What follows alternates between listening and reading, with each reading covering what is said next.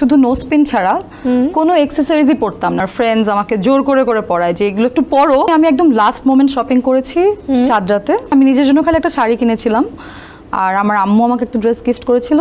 এই ধরনের কাপড়েও আমার একটা রুম পুরো ব্লক হয়ে আছে কাজে লাগবে যদি লাগে কাজের সামনে। আচ্ছা, আমি আগে চশমা পরতাম, সো আমার ল্যাসিক করা। ওয়াচ পড়তে পছন্দ করে হাতে দেখতে? না, পছন্দ করি না। ওকে, পছন্দ করি না। ইনফ্যাক্ট আমি আগে শুধু নোজ পিন ছাড়া কোনো অ্যাক্সেসরিজই পরতাম না যখন আমি কাজ করতাম না। আচ্ছা, ওকে। তো এখন যতটুকুই পরি ম্যাক্সিমামই হচ্ছে আমার মা, বোন, আমার ফ্রেন্ডস আমাকে জোর করে করে পরায় যে এগুলো একটু পরো, ভালো লাগবে তোমাকে দেখতে। তার মানে ওয়াচ কালেকশন অতটা পছন্দ না। আচ্ছা তিথি, আমার কখনো হয়েছে যে একটা ব্র্যান্ডের জিনিস কিনেছো, তুমি বুঝতেছো হ্যাঁ এটা একটা ব্র্যান্ডের জিনিস, কিন্তু পরে একদম ধরা খেয়ে গিয়েছে ফেক ব্র্যান্ড ছিল। হ্যাঁ, আমাকে বলেছে আজকে এটা গুচি কিংবা শানেল আর কিছু একটা, পরে দেখছি একটা আসলে অরিজিনাল এটা না। পুরাই আমি ধরাটা খেলাম, আমার টাকাটা একদম জলে গেছে। এরকম হয়েছে কখনো? না, এরকম হয়নি। আমি সবসময় একদম অথেন্টিক, যেখানে অথেন্টিক প্রোডাক্টটা পাবো সেখানেই যাই কিনতে, যদি আমাকে ব্র্যান্ডের কিছুই কিনতে হয়। ওকে। আচ্ছা, এরকম কখনো হয়েছে কোনো ওয়ার্ড্রপ পরে, দ্যাট মিনস কোনো ড্রেস, শাড়ি যেটাই হোক, কখনো কন্ট্রোভার্সি যে লাইক হ্যাঁ এটা নিয়ে কথা হওয়া, যে ড্রেস নিয়ে অনেক সময় কথাবার্তা, এরকম হয়েছে কখনো তোমার? না, কখনোই হয়নি। আচ্ছা, ওয়ার্ড্রপে কি এমন কোনো জামা কিংবা শাড়ি আছে যেটা কখনোই পরা হয়নি? আছে। ওটা কি করবে? ওটা রেখে দিব, যখন কোনো ক্যারেক্টারের যদি কখনো প্রয়োজন হয় তখন ওটা নিয়ে পরবো। আচ্ছা, বাও। তো আসলে ঈদ তো একটা চলে গেছে আর একটা সামনে আসছে, তো গত ঈদে আসলে কিরকম শপিং করেছো? শপিং আমি একদম লাস্ট মোমেন্ট শপিং করেছি চাঁদরাতে।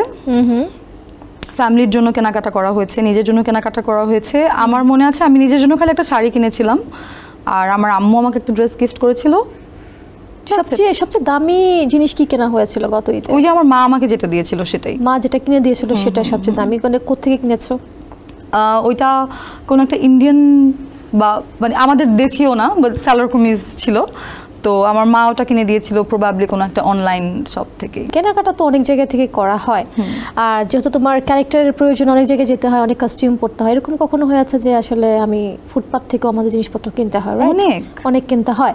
তো আসলে কিনেছো কখনো? হ্যাঁ, অনেক কিনেছি। প্রায় কেনা হয়? অনেক কিনেছি। আমাদের গ্রামের কিছু চরিত্র আছে যেগুলোতে একদম শাড়ি প্রয়োজন হয়, যে হয়তো দেখতে একটু গ্রাম্য প্রিন্ট, কিন্তু নতুন কিনলে হয় কি সেটা একদম চকচক করতে থাকে। ওইটা হয়তো আমার চরিত্রের সাথে যাবে না। তো তখন যেটা হয়, আমরা ফুটপাতে কিছু শাড়ি পাওয়া যায়, দেখলেই মনে হয় যেটা অনেক দিন ধরে ইউজ করা, ওইরকম শাড়ি কিনেছি। এবং এই ধরনের কাপড়েও আমার একটা রুম পুরো ব্লক হয়ে আছে। আমি খুব বিরক্ত হই। এগুলো কি করবে সামনে? কাপড়গুলো কাজে লাগবে যদি লাগে কাজের সামনে। আচ্ছা, ওকে, দারুণ ব্যাপার। আচ্ছা, তোমার যে মেকআপের যে প্রোডাক্টগুলো আছে, সবচাইতে দামি মেকআপ কিট কোনটি রয়েছে, কোন ব্র্যান্ডের? মাস্কারাটা আমি একটু ব্র্যান্ডের ইউজ করার চেষ্টা করি, কারণ আমি আগে চশমা পরতাম, সো আমার ল্যাসিক করা। আমি একটা সার্জারি করেছিলাম, ল্যাসিক করেছিলাম। তো এটার কারণে আমার মাস্কারাটা আমি খুব বুঝে শুনে কিনি, চেষ্টা করি ব্র্যান্ডের কেনার। আর বাদ বাকি সবই এভারেজ ব্র্যান্ডের কেনা হয়। আচ্ছা, এসএমসির ইমার্জেন্সি কন্ট্রাসেপটিভ পিল নরিক্স 1 অরক্ষিত মিলনের 72 ঘন্টার মধ্যে এর একটি মাত্র পিল আপনাকে করবে টেনশন ফ্রি। এসএমসির নরিক্স 1, এক পিলের সমাধান।